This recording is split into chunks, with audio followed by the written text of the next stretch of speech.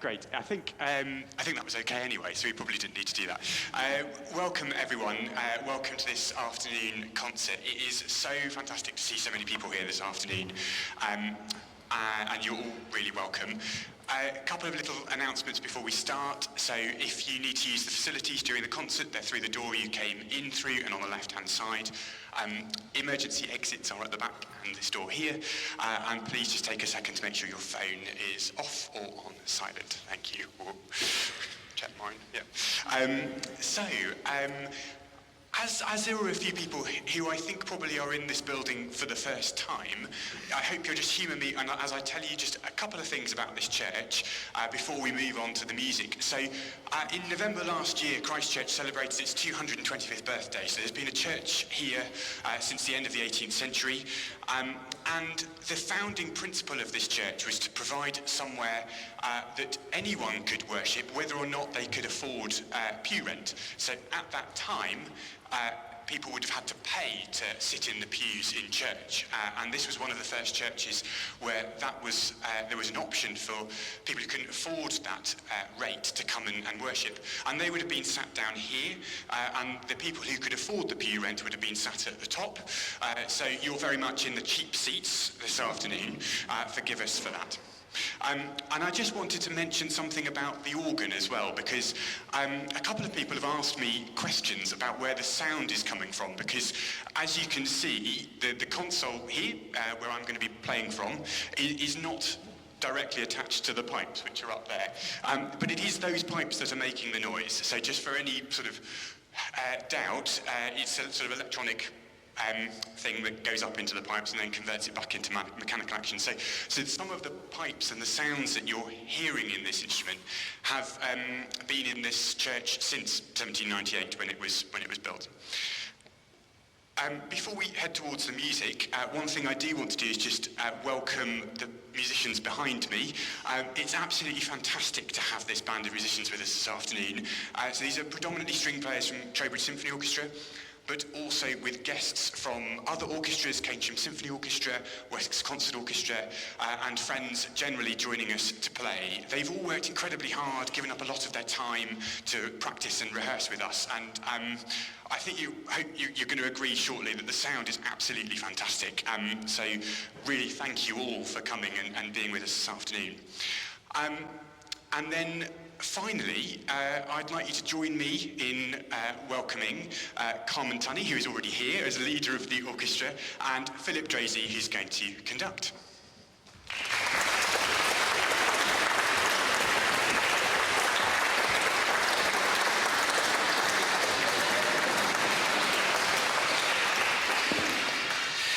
Thank you very much, David. So, yeah, I'm delighted to have so many of you here. Welcome to the second Saturday concert recital. Well, there was a recital series last year. Yeah, I'm delighted to see so many of you. I've got people from all orchestras here, and choirs, and friends and family alike, so you're all very, very welcome indeed. I'm not going to do a huge amount of talking, because David has done a beautiful job in introducing the recital today. I do want to speak briefly about Handel. Many of you here will know Handel, some of you may not. So George Frederick Handel is a towering Baroque composer. He was born in 1685, and despite the fact that he was born in Germany, he is, for all intents and purposes, a British composer, because when he was 27, he situated himself in London and remained there for the rest of his life, becoming a full nationalised British citizen when he was at about the age of 47. So, many people, so when he was young, he spent a lot of time in Germany and Italy, learning the opera styles and influences of that time, and he took those all to London, and he had tremendous success with operas like Julius Caesar and Ronaldo. But the interesting thing about what we're doing today is that this is a recital of old composers doing new things and new composers doing old things. And Handel is an old composer doing new things because he was absolutely intent on keeping up with the bleeding edge fashions of the time. And so as seasons changed, particularly in London, which was a cultural hub at that time in history, he changed what he was writing, and he soon moved from writing operas to oratorios. Many of you will know Messiah, which is arguably the most famous piece for orchestra and voices ever written. And when he was in his 50s, he wrote a set of pioneering organ concertos, which David is going to talk a little bit about now. So, yeah, Handel wrote probably about 16 of these concertos. We don't really know, though, because lots of them have been lost, they've been re-edited, the material has been reworked into lots of other forms, but probably about 16. They were written as incidental music for his oratorios. You'd have heard them between a bit of the Messiah or something like that. And actually, the one we're performing today would have originally ended with the Alleluia chorus from the Messiah. Don't worry, we're not going to do that this afternoon. It would also be in the wrong key and very high. So yeah, we're not going to do that. Handel was a virtuosic organist, and he wrote these pieces as sort of virtuosic style, in this, so that kind of style. The organ he would have been writing for would be very different, very, very, very different to the organ that we have here. And you'll notice that I'm using very few of the stops on this instrument, and they are mainly coming from the choir organ, which sits right at the front here, behind the mesh screen that you can see. And so that's where most of the sound is coming from. There are three main movements and one tiny little interlude, which form this organ concerto.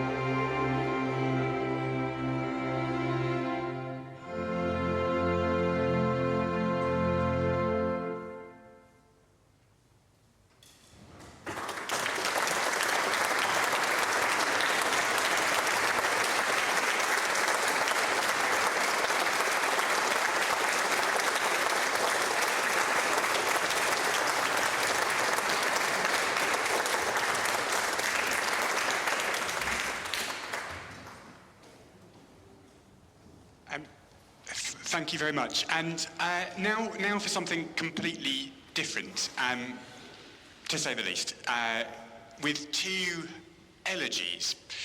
Elegies spelt differently. That's not a typo.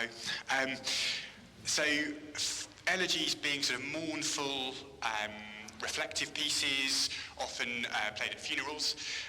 So quite different to what you've just heard in terms of style. So the first is by Parry, and this is an organ solo.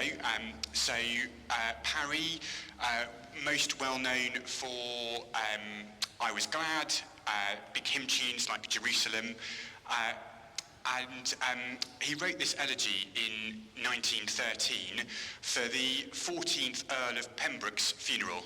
Now, I don't know anything about the 14th Earl of Pembroke, I'm afraid, but he was clearly important enough to have an elegy composed for his funeral. And so that's the first piece you'll hear next. The second is a new discovery for us, which is a piece by William Reed. Now, William Reed was born down the road in Frome, and he was, for a long time, the leader of the LSO and a good friend of Elgar. And he taught at the Royal College of Music. Some of his pupils included Madeline Dring and Imogen Holst, and he wrote this elegy, the second one, which is for organ and strings, in 1918. And it was commissioned by the Gloucester Choral Society, so just up the road. And they commissioned this in memory of their president, Parry. So you'll hear Parry's elegy and then William Reed's elegy to Parry afterwards. And I just need to change my shoes, which I should have done earlier, so give me a second.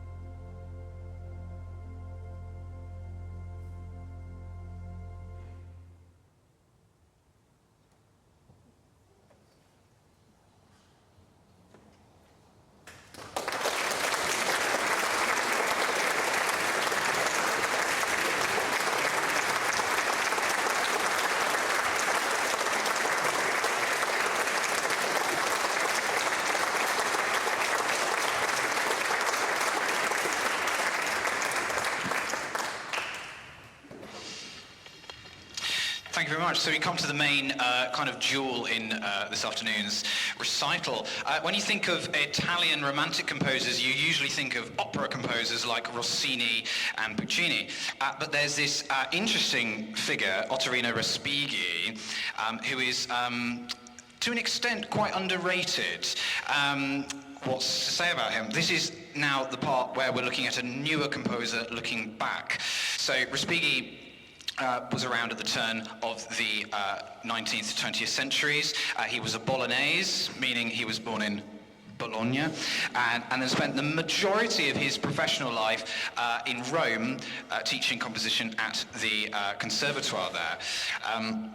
He was a very interesting, quite reserved man, but one thing that made him different from the rest of the Italian canon that came out at that time is that he was very, very interested in looking back historically. So he wrote many famous pieces. His three big ones, which some of you might know, are called the Roman Trilogy, which are called the Pines of Rome, the Festivals of Rome, and the Fountains of Rome. Big, big, big pieces for orchestra, kind of huge tone poem sort of things. But as he got older, he got more interested in kind of quieter, more reflective things, and looking back on old models of music, such as kind of music from Monteverdi, from Bach, from Corelli. He was quite a strong Italian nationalist. He was very passionate about music from his country. So there's a lot of kind of testimonies to people like Vivaldi, and particularly people like Frescobaldi, who have become sort of slightly less well known. And this piece, this is kind of the reason why we did this recital, because David and I have been wanting to do this for several years, and we finally managed to convince enough people to help us pull it off. This is a suite for organ and strings, so it's not quite an organ concerto, and it's not quite a string piece with organ accompaniment. It's what would have been called 200 years earlier a concerto grosso, which basically means that there are sort of two parties involved. One is the strings and one is the organ, but half the time the organ is sort of a sort of leader and the star of the show, but as you will hear, many times the orchestra kind of take the spotlight. You will hear kind of echoes of other people in this. I've been saying to people, it sort of sounds like Elgar and Brahms sort of raised a child who maybe listened to quite a lot of Grieg. There's bits, I hear the Elgar cello concerto in it. You'll hear probably some Bach right at the start. There's something that sounds an awful lot like the Toccata and Fugue in D minor. But it's in four movements. It starts with this sort of sparkling, choppy, bird-like sort of furioso stuff. And then we have a very slow aria in the middle, which sounds very much like something that's come out of Scandinavia. And then we have a beautiful pastoral moment, which sounds very Elgarian. You'll be able to notice this because it starts with a single viola line, almost like a fugue entry where other people join and join. And then we come crashing in with a blazing, triumphant, big grosso finale. He's a fantastic piece. He died very young. He died at the age of 56 due to blood poisoning complications. But he left behind an absolutely enormous wealth of music. And this is what would be called neo-baroque. So it's pretending to be old, and then you listen really carefully and you realize that actually no, there's a deep, deep thread of romance and hyper-lush, lyrical 20th century passion going all the way through it. But this is our final piece. It's a staggeringly underperformed work. I'm delighted to do it, and to do it with all these fabulous musicians and my partner David. So without further ado, this is Respighi's Suite in G major for organ and string orchestra.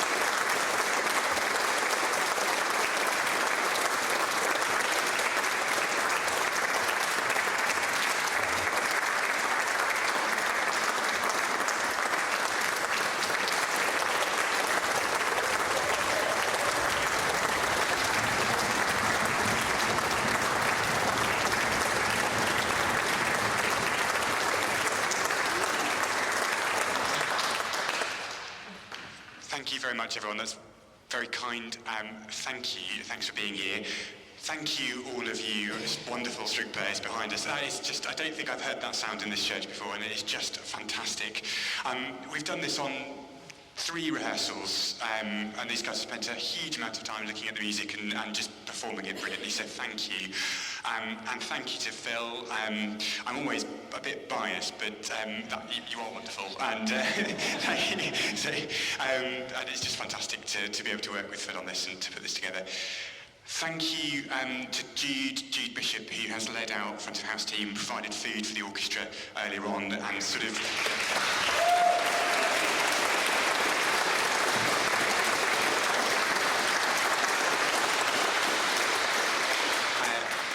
and to everyone who has contributed today, whether you've baked a cake. By chance, it's Harvest Festival tomorrow, so I think you'll agree the flowers on the altar and around the church just look absolutely beautiful, so thanks to everyone who does that for us. There are 2 more concerts in this series. One in a month's time is musicians from the church performing a variety of different pieces. And then a month after that, to finish off this series, is what I know is going to be a fantastic organ recital given by David Wrigley with some music, including music by Giriflé. So please do come to that. And then finally, there is no admission charge for today's concert, but if you feel able to, please give as generously as you can on the way out. There's a basket for cash, there's also a card machine at the back. The money raised today is split between the church and also the youth charity Lux, which works in Bath. And if you want more information about that charity, please do just Google them to find out a bit more. And I think just to finish then, so that it's not me talking, can we just say thank you to all of these wonderful string players one more time? Thank you.